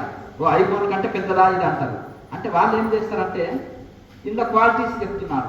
చెప్పినప్పుడు చౌక ధరలో వస్తుంది, తక్కువ రేట్లో వస్తుంది, మంచి క్వాలిటీస్ చెప్పారనుకో ఇంట్రెస్ట్ చూపుతారు కదా. వారంటీ కూడా ఇచ్చారనుకో మీకు ఒక పేపరు, అప్పుడు ఇంట్రెస్ట్ చూపుతారు మీరు. అలాగే ఇందులో కూడా మనకు ఋషులు అనేకమైన సమస్త యోగ శాస్త్రాల సారం పతంజలి సూత్రాలు. వేదంలో ఉపనిషత్తులు అనేది ముఖ్యం, అంటే మనం సాధన పరంగా ఉంటాయి. వేదం అనేది కర్మకాండ, వేదాంతం ఉపనిషత్తులు అనేది జ్ఞానకాండ, అంటే తపస్సు, ధ్యానము, మోక్షం ఇవే చెప్తుంది. ఆరోగ్యం కూడా కాపాడుకోవచ్చు అందులో, ఇవన్నీ చెప్తుంది. అయితే ఈ జ్ఞానకాండలో ఈ యోగోపనిషత్తుల సారం పతంజలి సూత్రాలు, పతంజలి సూత్రాల సారం అష్టాంగ యోగం, అష్టాంగ యోగ సారం క్రియాయోగం. పతంజలి మహర్షి చెప్పింది ఇది. కనుక ఇది ఒకటి, ఇప్పుడు పిడికడు వెన్న తీసి ఇది తిను, కడిగడి పాలు తాగిన ఫలితం వస్తుంది అన్నారు అనుకోండి. ఇక మన సూక్ష్మంలో మోక్షం కదా. మంత్రం అనేది చాలా పెద్ద ఉంటుంది, సూత్రం అనేది 4 అక్షరాలే ఉంటుంది, కానీ ఆ సూత్రంలో మంత్రాల కంటే ఎక్కువ అర్థం ఉంటుంది. అందుకని పతంజలి సూత్రాలు, బ్రహ్మ సూత్రాలు, నారద భక్తి సూత్రాలు. కనుక ఈ సూత్రాల్లో మనకు ఎక్కువ విషయాన్ని అందిస్తారు. షార్ట్ కట్లో చెప్పండి అంటారు, మనం చాలా షార్ట్గా మనకు ఎక్కువ మెసేజ్ అందిస్తారు. కనుక ఆ విధంగా మనకు ఇది ఈ క్రియాయోగం అనేది మనం సాధన చేస్తే మన జీవితము మోక్షాన్ని ఇచ్చే సాధన. మనకు ఆరోగ్యాన్ని ఇస్తుంది, మనశ్శాంతిని ఇస్తుంది, మోక్షాన్ని ఇస్తుంది. ఎప్పుడైతే ఈ యొక్క మనకు ఇక్కడ కాలనొప్పులు వచ్చినాయనుకో, ఏమిటి అర్థం, ఎక్స్రే మిషన్ తీస్తుందో ఏం తేల్చలేదు, నార్మల్ అని వస్తుంది. కొన్ని నాడులు డ్యామేజ్ అయినప్పుడే ఎక్స్రే మిషన్లో కనిపిస్తుంది. నాడులు డ్యామేజ్ కాకుండా ప్రారంభ స్థితిలో ఉంటే ఎక్స్రే మిషన్లో చూపించదు అన్నమాట. అంటే ఎలక్ట్రాన్, న్యూట్రాన్ వరకే తెలుసుకుంటారు, అంతకంటే సూక్ష్మ విషయాల్ని స్కానింగ్ మిషన్ తెలుసుకోలేదు, మైక్రోస్కోప్ తెలుసుకోలేదు. అది తెలుసుకోలేంత మాత్రాన ఇంకా లేవని కొట్టేస్తారు. సైన్స్ ఇంకా 1,00,000 సంవత్సరాలు డెవలప్ అయినా ఒక సేమ్ మనిషిలాగా మనిషిని తయారు చేయలేదు. ఒక మనిషి చెవు తీసి చెవులాగా ప్లాస్టిక్ చెవు పెట్టారనుకో వెంబడే కనిపిస్తుంది, కాలు పెట్టారనుకో వెంబడే తెలుస్తుంది. కానీ సేమ్ పరమాత్మ ఇచ్చిన చేయి ఇరిగిపోతే చేయలాగా పెట్టలేడు, తయారు చేయలేదు. రోగం కలిగిన మనిషిలాగా ఉంటుందా చెప్పలేదు కదా. అట్లా కనుక ఆ విధంగా ఇప్పుడు కనుక మనకి ఈ యోగం ఏదైతే ఉందో మనకు సూక్ష్మంలో మోసం కనుక మనకు అన్ని ఇస్తుంది. ఈ యొక్క 4 బ్లాక్స్ అని అనుకోండి, అది ప్యూర్ అయితే మనము ఇప్పుడు పట్టణాల్లో ఉన్నాం, ఎక్కువ మనకు తగిన ఆక్సిజన్ అందట్లేదు. ఎందుకంటే మొత్తం పొల్యూషన్, పొగాకు, ఇవన్నీ డస్ట్బిన్ అన్నీ. కనుక ఇప్పుడు మనకు ఈ యొక్క ప్రాణాయామం వలన వదిలేది ఏంటిది, అపారం, తీసుకునేది ప్రాణం, ప్రాణము అపారం. మనం తీసుకునేటప్పుడు ఏం తీసుకుంటున్నాము, ప్రాణవాయువుని తీసుకుంటున్నాం, వదిలేటప్పుడు అపాన వాయువు. అపాన వాయువు 2 రకాలు ఉంటుంది. ఒకటేమో కార్బన్ డైఆక్సైడ్ రూపంలో వదులుతాం, ఒకటి ముక్కుల ద్వారా ద్వారానే తీసుకున్న వాయువు లెన్స్లోకి వెళ్ళిపోతుంది, ఊపిరితిత్తులో వెళ్ళి అవన్నీ క్యూర్ చేసి మళ్ళీ తిరిగి మరి కార్బన్ అది అపాన వాయు రూపంలో బయటకి వదిలేస్తున్నాం. తీసుకుంటే మంచినీరు వదిలేటప్పుడు చెమట రూపంలో మలినాలు చెమట రూపంలో వెళ్ళిపోతున్నాయి. ఇప్పుడు మనము మైక్రోస్కోప్ చూస్తే అన్ని హోల్సే మన శరీరం. చెమట ఎట్లా వస్తుంది? చెమట రావాలంటే ప్లేస్ ఉండాలి కదా, వెంట్రుకలు రావాలంటే ప్లేస్ ఉండాలి కదా. ఇక్కడ అంటే వెంట్రుకలు వస్తాయి, ఎందుకు? ప్లేస్ ఉండాలి కదా కొంచెం. ఇక్కడ మరి అట్లా కనుక ఈ విధంగా ఈ యొక్క తీసుకున్న ఆహారము నీరు తీసుకున్నాక శరీరం అంతా మొత్తము శుద్ధి చేసి ఈ యొక్క మూత్రం ద్వారా చెమట ద్వారా మలినాలు బయటకు వెళ్ళిపోతాయి. అది ఎంత బయటకు వెళ్ళిపోతే అంత క్లీన్ ఉంటుంది. తీసుకున్నప్పుడు ఆహారం వదిలినప్పుడు మనం అట్లా ఆ విధంగా మనకు ఈ ప్రాణశక్తి తీసుకుంటున్నాము. ఆ ప్రాణశక్తి ఆక్సిజన్ లెవెల్స్ ఎప్పుడైతే మన శరీరానికి చక్కగా లేవు, అందుకని అడుగులో ఉండేవాళ్ళకి ఆరోగ్యం ఉంటుంది. మామూలు అంటే తోటలు ఎదురు కట్టుకుంటారు, చక్కటి ఆక్సిజన్ అందుతుంది. పచ్చదనంలో ఉన్న వాళ్ళకి ఆరోగ్యం బాగుంటుంది, ప్రాణశక్తి బాగా అందుతుంది. వేప చెట్లు, తులసి చెట్లు ఇవి చాలా మంచివి. ఆక్సిజన్, రాగి చెట్లు ఇవన్నీ మంచి మనకు ఇవి అందిస్తాయి. తులసి చెట్లు బ్యాక్టీరియాని చంపేస్తుంది, మంచి ఆక్సిజన్ ఉత్పత్తి చేస్తుంటాయి వేప చెట్లు ఇవన్నీ. అయితే మనం తీసుకునే ఈ ప్రాణాల వలన ఆక్సిజన్ లెవెల్స్ పెరుగుతాయి, లోపల ఉండే మలినాలన్నీ పోతాయి. ప్రాణశక్తి నాలుగులో అడుగుతుంది. మన వాయునాళాలు రక్తనాళాలని రెండు ఉంటాయి. ఈ వాయునాళాలన్నీ ప్రాణశక్తితో వెళ్ళినప్పుడు ఈ శరీరం అన్ని శరీరంలో ఉండే ఆ ప్రాణాన్ని పోతాయి. ఇప్పుడు మనం యోగాసనంతో ఏం చేస్తాము? ఒక 5 నిమిషాలు ప్రాణాయామం చేపిస్తారు. ఇక్కడ 2 గంటలు 3 గంటలు ప్రాణాయామం చేసి ధ్యానం చేస్తాం మన క్రియాయోగం. అందుకనే వాళ్ళకి ఆరోగ్యం చక్కగా ఉంటుంది. ఇంకా 5 నిమిషాలు మనము ప్రాక్టికల్ సాధన చేద్దాము. ఇది ఎందుకంటే దీని మహిళ కొత్త వచ్చిన వాళ్ళు చాలా మంది ఉన్నారు కాబట్టి దీని విలువ తెలుసుకుంటేనే మనము ఇంట్రెస్ట్ చూస్తాము. నాకేం బెనిఫిట్ ఇది చేస్తే, మిగతా యోగాలకు దీనికి డిఫరెన్స్ ఏంటి, ఇదే ఎందుకు చేయాలి? పల్లెటూళ్ళలో చదువురాని వాళ్ళకి 2 ముక్కలు చెప్పింది చాలా గొప్ప. నాకు అంచనా గురువు గారు అంటే గురువు మీద దైవం మీద గురితోటి సాధన చేస్తారు. ఎక్కువ చదువుకున్న వాళ్ళతో ఇదే ప్రాబ్లం, ఎక్స్ప్లెనేషన్ ఎక్కువ ఉండాలి. అందుకని ప్రాక్టికల్ ఈజ్ మోర్ ఇంపార్టెంట్. కానీ మీరు ఏం చేస్తారంటే థియరీ ఈజ్ మోర్ ఇంపార్టెంట్ అంటారు. మొదలు థియరీ నాకు సాటిస్ఫాక్షన్ వస్తేనే సాధన చేస్తామంటారు. కనుక ఆ విధంగా ఈ ప్రాణశక్తి అన్ని ఈ నాడులన్నీ శక్తివంతంగా ఉన్నప్పుడు ఆరోగ్య స్థితి చక్కగా ఉంటుంది. రక్తనాళాల శుద్ధి ఉన్నప్పుడు ఆరోగ్య స్థితి చక్కగా ఉంటుంది. కనుక ప్రాణాయామం వలన మనసు కాన్సల్టేషన్, ఇప్పుడు బ్రేకుల ద్వారా ఏమవుతుంది? వెహికల్ కంట్రోల్ అవుతుందా? బ్రేక్ కొట్టే వరకు స్టాప్ ఆగిపోతుంది. ప్రాణాయామంతో కూడా మనసు స్టాప్ అయిపోతుంది, స్విచ్ ఆఫ్ చేసిన ఫోన్ లాగానే అయిపోతుంది. మనసు కంట్రోల్ వస్తుంది. మనసు ఎప్పుడైతే కంట్రోల్ వస్తుందో సర్వం కంట్రోల్ ఉంటా. అవునా కదా? మన మనసు మన కంట్రోల్ లేదనుకోండి, ఇంట్లో కూడా ఎవరు చెప్పినట్టు వినరు. అంతేనా కదా? ఇప్పుడు ఇంట్లో యజమాని ఎవరైతే అన్ని విషయాల్లో, భోజన విషయాల్లో, వ్యవహారంలో అన్నిట్లలో కంట్రోల్ ఉన్నారనుకో, ఇంట్లో అందరూ భయపడేస్తారు. ఆయన డిసిప్లిన్ చూస్తేనే. ఒక ఆయన ఇంట్లో ఆర్మీ అని మనకి ఎందుకు భయపడతారు? ఆయన డిసిప్లిన్ చూసి. అంతేనా కదా? అట్లా ఇంకా కొంతమంది చాలా క్రమశిక్షణ వ్యక్తులు ఉంటారు. వాళ్ళని చూస్తే వాళ్ళు ఏమన్నారు, సైలెంట్గా ఉంటారు, కానీ వాళ్ళని చూస్తే అంతేనా? ఆ క్రమశిక్షణ అనేది అట్లా మన ఇది తీసుకొస్తుంది. కనుక మనకు స్వయంగా మనకి ఏంటంటే మంచి క్రమశిక్షణ ఇస్తుంది. మన ఆరోగ్యాలు చెడిపోవడానికి కారణం, మన దుఃఖాలకు కారణం అంతా మనకు క్రమశిక్షణ రాహిత్యమే. అంటే అన్ని పనులు చేస్తాం కానీ సకాలంలో చేయము. చేను ఎండిపోయినాక నీళ్లు పెట్టినారనుకోండి రైతు, లాభం ఏముంది? అంతేనా కదా? ఇప్పుడు సకాలంలో మనం ఏదైనా పని చేయకుండా మిగతా అప్పుడు చేస్తే లాభం ఏముంది చెప్పండి? అంతేనా కదా? ఇంటర్వ్యూకి 1 గంట లేట్ పోతే లాభం ఉంది, పోయారు కానీ లాభం ఉంది. ఎగ్జామ్కి 1 గంట లేట్ పోతే ఏం లాభం ఉంది? అంతేనా కదా? ఇదే డిసిప్లిన్ అంటే. సకాలంలో చేస్తే మరి అదే పేరుగా జీవితంలో మనిషి అట్లా. కనుక అదే విధంగా ప్రతి ఒక్కటి కూడా మనిషి క్రమశిక్షణ వలన మనకు ఎన్నో లాభం ఉంటుంది. కనుక ఈ ప్రాణాయామం వలన, ఈ యొక్క యోగ సాధన వలన మనకు రక్తనాళాలు, వాయునాళాలు శుద్ధి అవుతాయి. మనసు ఏకాగ్రత చెందుతుంది, మనసు దైవంతో కనెక్ట్ అవుతుంది. ఎంతో ఆధ్యాత్మిక బెనిఫిట్ మనం పొందుతాం. మరి సాధన చేద్దామా? మొదటిది తాళవిక్రియ, చక్రస్మరణ, మహాముద్ర, నాభిక్రియ, ప్రాణాయామ, జ్యోతిముద్ర. ఈ 6 ముద్రలు చేసి ధ్యానం చేస్తే మనసు వెంటనే అంతర్ముఖం అవుతుంది. ఇది లేకుండా అంతర్ముఖం కాదు. బ్రహ్మదేవుడికైనా భగవంతుడు మనసుని బహిర్ముఖం చేసి పెట్టాడు, తిరిగి అంతర్ముఖం చేసే టెక్నిక్ చెప్పాడు. అందరిని అంతర్ముఖం చేస్తే ఋషులు అవుతున్నారు, బహిర్ముఖం చేస్తే ప్రపంచం డెవలప్ అవుతుంది. మరి అంతర్ముఖం చేసే టెక్నిక్ కూడా మనకు అందించారు ఈ యోగం రూపంలో. మరి ఈ టెక్నిక్ వలన మనం అంతర్ముఖం అయ్యి భౌతికంలో ఉంటూనే ఆధ్యాత్మిక లాభం పొందవచ్చు. దేన్ని వదలనక్కర్లేదు. ఈ భౌతికంలో ఉండి మీరు మీ పనులు మీరు చేసుకుంటూ మీ ధర్మాన్ని, మీ గృహస్థ ధర్మము అంటారు. చతుర్విధ ఆశ్రమాలలో గృహస్థ ధర్మాన్ని చక్కగా పాటిస్తూ మోక్ష ధర్మమైన మనం సాధనాన్ని చేసుకుంటూ మోక్ష స్థితిని అందుకొని సంసారంలో ఉంటూనే నిర్వాణం పొందవచ్చు. మహానిర్వాణము, మోక్ష స్థితి పొందవచ్చు.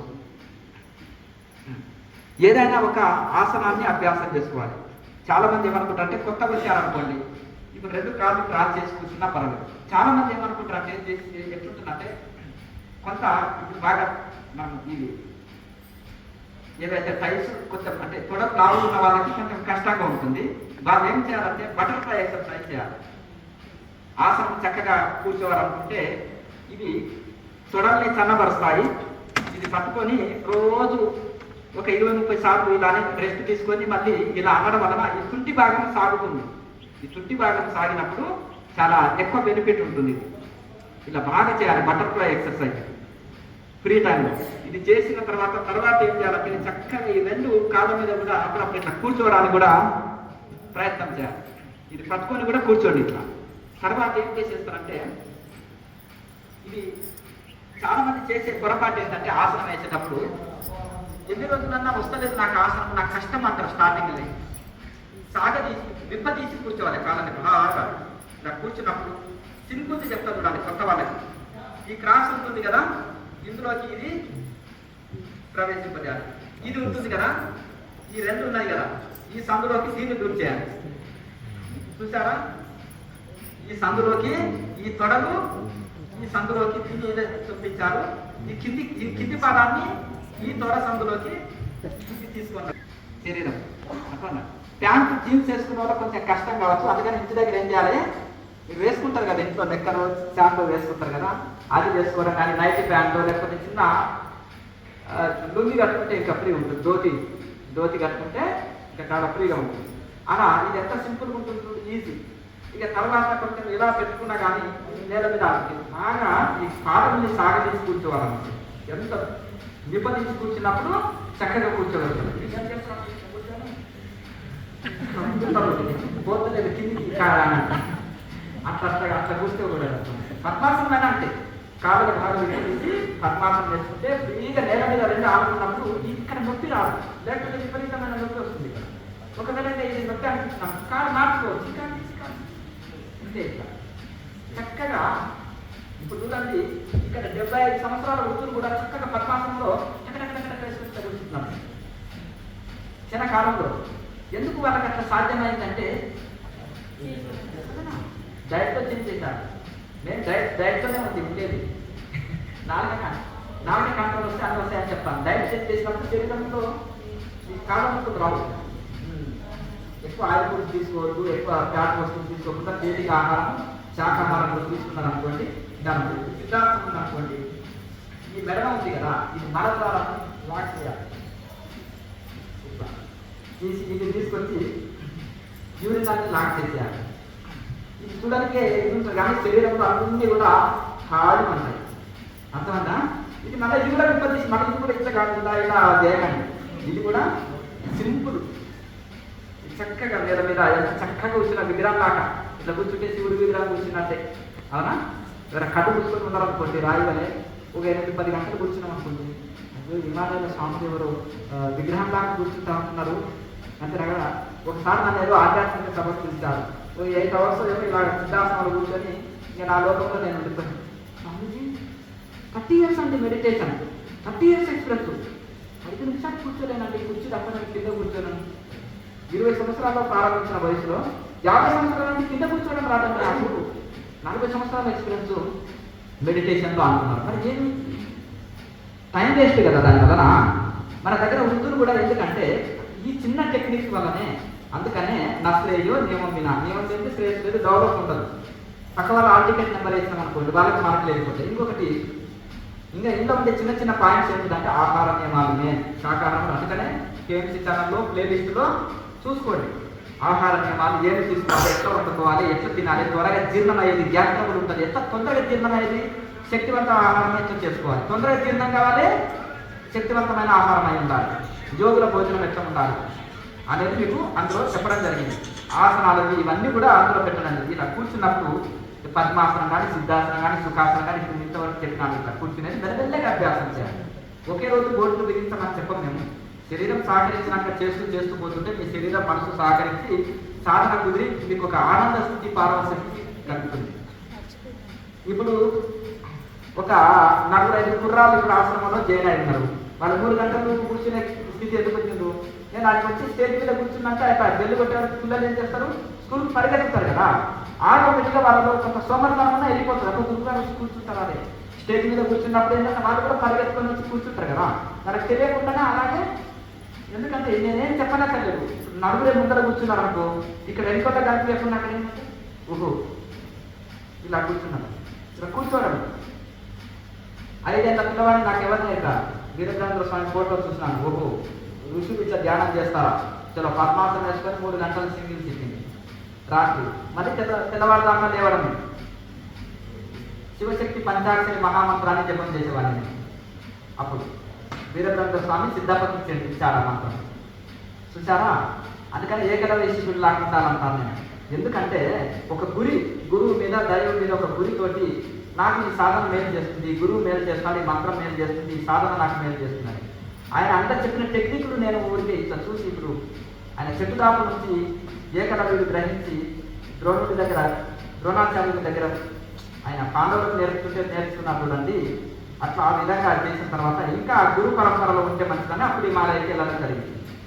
మరి తెలుగు రాష్ట్రాల్లో నాకు ఎందుకు గురువులు, హెలికాప్టర్ గురువులను చూసి, బెత్తికా గురువులను చూసి చెప్పండి. ప్రాక్టికల్ అనేది చాలా ఇంపార్టెంట్. అందుకని హిమాలయంలో ఒక పిచ్చివాడి అక్కడ దిగంబరిగా ఉండే ఒక ఋషి, ఒక సిద్ధ పురుషుడు సంవత్సరం ఆహారం పెట్టకుండా జీవిస్తాడు. ప్రాక్టికల్ అంటే ఇది. అట్లా బాడీ మైండ్ కంట్రోల్. కనుక ఆ విధంగా అంటే మరి ఏమో దిగంబరంగా బూజు పూసుకొని డబ్బుల కోసం కూడా కూర్చున్నట్టు ఉంటారు. అట్లా వెళ్ళి చుప్ప పెట్టుకొని ముందర బూజు పూసుకుంటే ఎక్కువస్తాయి కదా. మన దగ్గర సిటీలో కూడా తీసుకుంటుంటారు. కాళ్ళలో బూజు పూసుకొని వచ్చి నలుగురు వచ్చేసి డబ్బులు వసూలు చేస్తారు. అంటారు కదా, రౌడీ సీట్లు వసూలు చేస్తారు చూడండి, చాలా అంటారు. అన్న అక్కడ కూర్చున్నారు కాబట్టి డబ్బులు ఇస్తాను. మీరు కూడా అక్కడ కూర్చున్నారు చూడండి, అక్కడ కాళ్ళు ఉన్నాయి, మంచాలు పెట్టుకుని దయచేసి శాసనాలు పెడతామని ఉంటుందా? తిరుగుతున్నా చెప్తుంటాను నాకు.